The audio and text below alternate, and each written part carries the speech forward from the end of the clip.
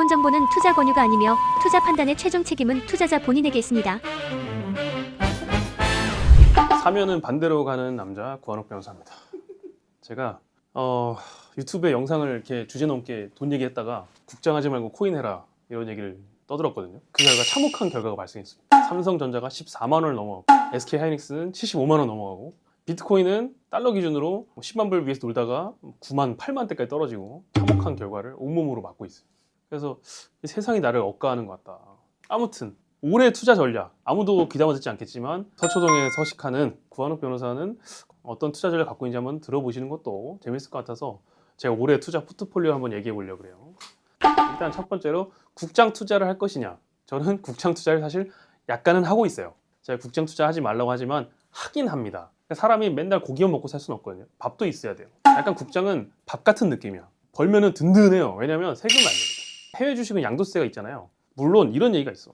미장은 세금을 가져가지만 국장은 원금을 가져간다. 이게 되게 유명한 말인데 반은 맞고 반은 틀린 얘기예요. 그러니까 국장의 승률이 낮아. 근데 실제로 최근에는 미쳤죠? 엄청난 상승폭을 보여주고 있죠. 저도 이제 국장을 투자를 하고 있는데 그럼 어떤 분야에 투자를 하십니까? 저는 기본적으로 세계 외에는 보지 않습니다. 세계가 어디냐면은 저는 1번을 조선 엔진, 그러니까 조선주와 그 중에서도 기자재 중에서 엔진 주식을 좋아합니다. 두 번째로는 이제 반도체 메모리 분야죠. 무조건 메이저만. 세 번째로는 로봇이에요, 로봇. 사실 로봇은 옛날부터 굉장히 관심이 많았거든요. 이 분야 중에 매출과 영업이익 등으로 숫자가 받쳐주는 분야는 사실 조선 그리고 메모리 쪽이에요. 그쪽은 가시적인 성과가 계속 나오고 있고 사실 로봇 같은 경우에는 현대차 보스턴 다이내믹스가 이제 60조 밸류로 평가를 받으면서 엄청나게 이제 각광받는 심지어 어떤 표현은 이런 것도 있더라고요. 전 세계에서 가장 저렴한 로봇 회사다. 이런 표현을 하기도 하고 이번에 CES 2026에서 보여준 그 다이내믹스의 어떤 모빌리티가 상상을 초월하고 또 실용적이라는 평가가 많았어요. 근데 문제는 뭐냐면 아직 양산되어 가지고 배치가 되거나 매출을 일으키는 것까지는 아직 숫자로 나온 게 없습니다. 로봇 쪽은 그래서 아직 숫자나 매출이 뒷받침 못하지만 약간 꿈으로 먹고 가는. 하지만 이게 좀 조심해야 되는 게 지금 보스턴 다이내믹스 로봇도 실제 상용화 돼서 업계에서 진출하는 거는 내부적으로 사용하지만 2030년을 목표로 하고 있어요. 이건 좀 조심해야 될 부분이라고 생각을 합니다. 그래서 이 정도 섹터 나뉘어가지고 투자를 하고 있고 나머지 섹터는 솔직히 안 합니다. 잘 모르기도 하고 겁이 나기도 하고 그래서 제 전체 포트폴리오의 한 20% 정도는 국장입니다. 국장하지 말라는 사람이 왜 국장을 많이 하시나요? 제가 말했지만 밥 같은 거예요. 옛날에는 국장을 80% 했습니다. 아예 안 하는 건 아닙니다. 두 번째는 이제 미장인데 그럼 미국장에서도 똑같이 조선 메모리 로봇 하시나요? 그럴 수 있는데 저는 미국 주식은 무조건 AI 쪽입니다. 그러니까 이런 얘기들 많이 하지 않습니까? 골드러시 때 곡괭이를 파는 업체들은 돈을 많이 벌었고 막상 금캐러 간 사람 돈 못 번다. 그러면서 이제 엔비디아나 이런 AI용 메모리를 판매하는 회사들이 주식이 많이 오르고 AMD, 엔비디아, 기타 관련 반도체 회사들이 엄청 많이 가격이 올랐잖아요. 그리고 실제로 AI를 개발하고 그 AI를 제공하는 소프트웨어 업체 같은 경우에는 마이크로소프트, 구글, 팔란티어도 있을 것이고 오만 대만 업체들이 많을 거예요. 그런 업체들 같은 경우에는 한때 밸류가 엄청나게 올랐다가 지금은 가시적인 성과를 내지 못한 상태다 보니까 보시면은 마이크로소프트, 구글, 메타 그런 선도주들이 M7이라고 하죠. AI를 가지고 매출을 못 낸다 이런 비난이 좀 있어서 특히 오픈 AI 같은 경우에는 18개월 내에 파산한다 이런 소문도 돌고 있고 그래서 약간 부정적인 어떤 시장의 견해가 있는데 저는 항상 그 판단할 때 그렇게 생각하거든요.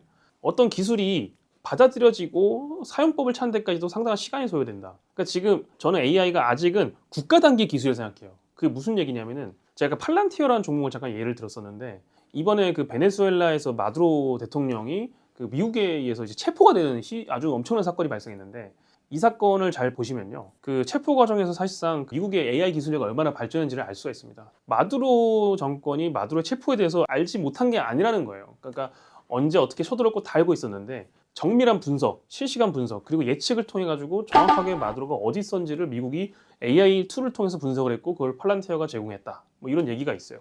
그러니까 사실은 AI는 현재 국가 단위 그리고 군사 계획에 있어서는 필수적인 장비라고 생각합니다. 그러니까 일종의 안보를 위한 기술인 거죠. 아직 민간 분야에는 생성형 AI를 이용한 경우가 많은데 생성형 AI 같은 경우에는 사용도에 따라서 개개인의 생산성을 대단히 확장시키고 증진시키는 건 맞는데 기업들이 정말 이걸로 엄청난 변화를 일으키느냐는 약간 의구심이 있어요. 근데 저는 이게 오히려 나쁜 게 아니라고 생각하는 거예요. 그 퀘스천 마크가 있기 때문에 아직 상승 여력이 있다고 보는 거거든요.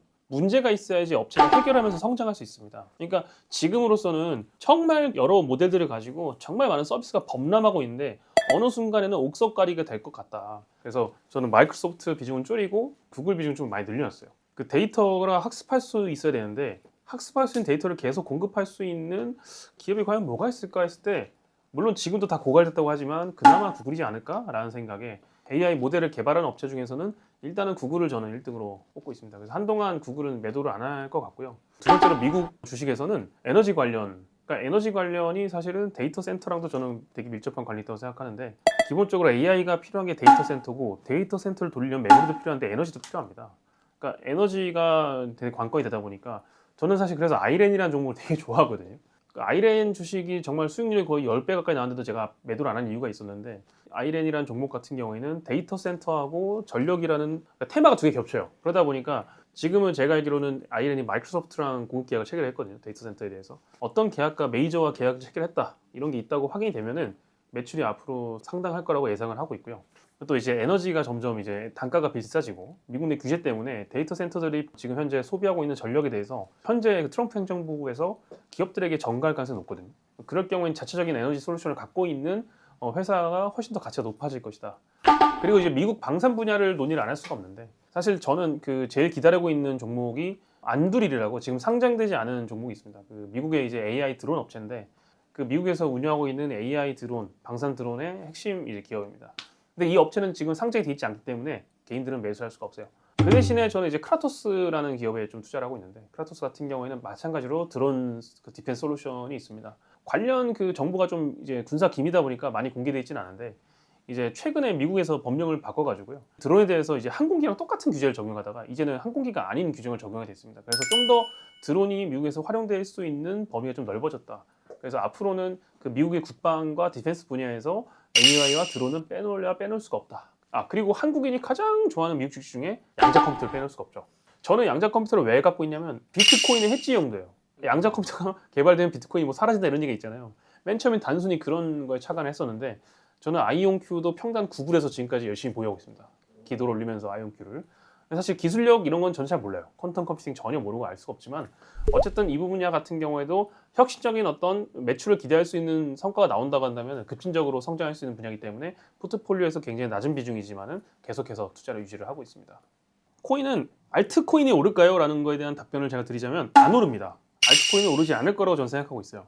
디지털 쓰레기가 맞습니다. 저는 그래서 2026년도 알트코인 사지 않을 것 같다. 하지만 없다는 건 아니에요. 제가 극히 일부는 가지고 있고 솔라나 갖고 있습니다. 수이 가지고 있어요. 수이 추천한 친구는 잘 봐라. 너 때문에 이렇게 됐어. 그럼 매도해야 될까요? 그 4년 주기 사이클이 일단 깨졌다는 거. 그리고 두 번째로는 M2 통화량 팽창과 비트코인이 똑같이 이제 우상향 곡선을 그리는 상황이었는데 그게 이제 팽이 깨졌습니다. M2 통화는 무한하게 증가하고 있는데 지금 비트코인은 반대로 하락하는 경향성을 보였거든요. 금 가격하고 비트코인의 가격이 상관성을 가지고 있었는데 그게 또 깨졌습니다. 그래서 사실 비트코인이 또 독자적인 길을 가고 있고 그 온체인 데이터 상으로 보면은 비트코인이 정말 OG라고 하죠. 최초의 채굴자들 또는 아주 오랫동안 장기 보유한 사람들이 매도를 함으로써 이게 조금 흔들리고 있는데 저는 이게 큰 관점의 손바뀜이라고 봅니다. 하지만 저는 한 가지 경험한 게 있는데 지금 은하고 금이 엄청 폭등하잖아요. 은, 금 가격 차트를 보시면 말도 안 되는 차트로 폭등한 걸 알 수가 있는데 은하고 금 가격은 인플레이션 이슈가 있을 때마다 폭등하려 했었어요. 하지만 보시면 선물 시장에서 굉장히 눌러온 자산이거든요. 월가의 금융자산이 금과 은을 충분히 확보했다. 그리고 그걸 통해서 이익을 남길 수 있다고 판단이 된 시점부터는 말도 안 되는 폭등했습니다. 저는 비트코인도 마찬가지로 손바뀜이 일어나고 새로운 이제 메이저들이 충분히 시간을 가지고 이게 매집 이런 개념이 아닙니다. 제가 말하는 거는 관련된 금융 상품을 충분히 팔 수 있다는 얘기예요. 그러니까 비트코인 관련 채권이라든지 비트코인 관련 파생 상품이라든지 이런 것들을 충분히 판매해서 수익을 올릴 수 있는 상태가 되면 비트코인은 상승할 거라고 보고 있거든요. 그래서 마이크로스트레지가 가장 공격을 받는데 비트마인하고 마이크로스트레지 같은 DAT 기업 같은 경우에는 그 기업들에 대한 옵션 상품이 오히려 비트코인이나 관련 그 크립토 커런시에 대한 그 옵션 상품에 대해서 대척점이 있기 때문에 계속해서 공격을 당할 거라 생각합니다. 그래서 어느 순간에는 그 DAT 기업들하고 그 기성 그 월가 금융 권력들하고는 좀 정리가 돼야 될 것이다. 합의나 정리가 끝나면은 그 다음부터는 상승장이 펼쳐질 거라 생각해요. 그래서 사실 저는 26년도에 코인 가격은 정치적인 영향을 되게 많이 받을 거라 생각하고 있어요. 그래서 오히려 그 수급이나 이런 것보다는 트럼프 각하의 입을 봐야 된다. 황제 트럼프의 입을 잘 보시고 어떻게 변화가 일어난지를 잘 주목하시다가 기회가 올 때마다 조금씩 매집하는 건 좋다. 마지막으로는 이제 부동산. 일단은 부동산 같은 경우에는 계속 올라간다는 거는 생각은 해요. 저는 엄청 오랫동안 부동산 상승론자였거든요. 2013년부터 1주택은 중립기여다라는 표현을 맨날 썼어요. 1주택이 없다는 건 너무 위험한 일이다. 근데 그건 종류를 막론하고 뭐 아파트든 빌라든 다 상관없다. 1주택은 있어야 된다는 주의 있고, 저는 이제 서울 1급지 같은 경우에는 더 밑도 끝도 없이 올라갈 것이다. 평당 뭐 1억이 아니라 1.5억에서 2억이 뉴 노멀이 될 거라고 보고 있어요. 그리고 이제 반대로 하급지는 그에 비해서 상승률이 대단히 낮을 거라고 일단 판단을 하고 있고요. 지금 가계대출 총량 규제가 되게 심한데, 근데 이제 또 이게 올라가는 거를 약간 부담스럽게 느낄 수 있을 거고, 또 이제 환율하고도 연동이 되기 때문에 그 부분은 규제가 계속될 거라 생각하고 있어요. 그래서 아마 전월세 시장 같은 경우에는 전세가 더더욱 없어질 거라서 이런 건 있어요. 전세가 없어지는 만큼 가격을 지지할 수 있는 제도가 하나 사라지는 거다. 그러니까 전세가 없으면요, 전세 레버리지라는 게 시장에 사라지는 거예요. 그러니까 전세가 있어야지 갭 투자가 일어나고 계속 받쳐주는 게 있는 건데, 매매가랑 전세가율의 괴리가 엄청나게 크거든요. 그 상황이 왔을 때 과연 가격이 어떻게 될 것이냐. 사실 이 정도로 전세를 옥죄어 본 게 없어요. 저도 지금 단계에서는 좀 전세 제도가 어떻게 변화에 따라서 부동산 가격을 예측한 건 어려울 것 같다. 그래서 그 변수는 아예 고려하지 않고요. 기본적으로 공급 대책만 볼 것 같습니다. 이번 지방선거 있잖아요. 이번 지방선거를 계기로 해서 정말 공급을 많이 할 수 있는 대책을 마련한다 그러면은 일시적으로 집값이 좀 꺾일 수도 있을 생각을 하고 있어요. 하지만 정책이 변하지 않는다 그러면은 여전히 우상향을 할 겁니다. 그러니까 어떻게 보니까 통화 가격과도 밀접한 관련이 있는데, 실물 자산은 당연히 환율이 원화 가치가 떨어지면 실물 자산은 오르는 거예요. 그러니까 상승분을 잘 생각해 하셔야 돼요. 어차피 원화가 떨어지는 이상 지금 서울에 있는 모든 부동산들은 어쨌든 간에 실물 자산이기 때문에 평가를 할 때에는 절대적인 가치가 있거든요. 그러면 원화가 싸지면 당연히 오르는 겁니다. 내려갈 여지가 없다라고 생각합니다. 그래서 만약에 내가 집을 구매하겠다 하시는 분들은 형편에 맞게 구입하는 것도 괜찮을 거라 생각을 하고 있어요. 자, 이 정도로 제가 얘기 드렸는데, 그러면 당신은 지금까지 얘기한 거 다 갖고 있습니까? 다 갖고 있습니다. 저는 국장, 미국 주식, 코인, 부동산 다 합니다. 다 하고 있고, 안 하는 거는 지금 선물 옵션 안 해요. 선물 옵션은 영혼을 갉아먹고 가정의 불안과 건강을 해칩니다. 치아 탈구, 충치 이런 거 다 선물 때문에 오는 거예요. 소화도 안 되고 몸에 좋은 게 없으니까 선물 옵션 이런 거 하지 마시고, 제가 봤을 때는 그냥 적립식 매수, 섹터별로 관심 있는 분야를 공부한 다음에 확신 있는 종목을 오랫동안 보유하는 게 개미들이 할 수 있는 유일한 방어 전략이라고 생각을 해요. 다음번에는 제가 구독자가 5만이 넘으면요, 좀 더 디테일하게 제 포트폴리오를 공개하겠습니다. 전체를, 수익률을 공개하겠습니다. 주식과 코인 모두 공개를 할 테니, 구독자 5만 뭐 힘들죠. 지금 1만도 안 되는데 이거는 그냥 제 공약이라 생각하면 좋을 것 같습니다. 항상 모든 자산이 우상향한다는 기본 마음을 가지고 적절하게 건전하게 투자했으면 좋겠습니다. 같이 생존합시다. 화이팅!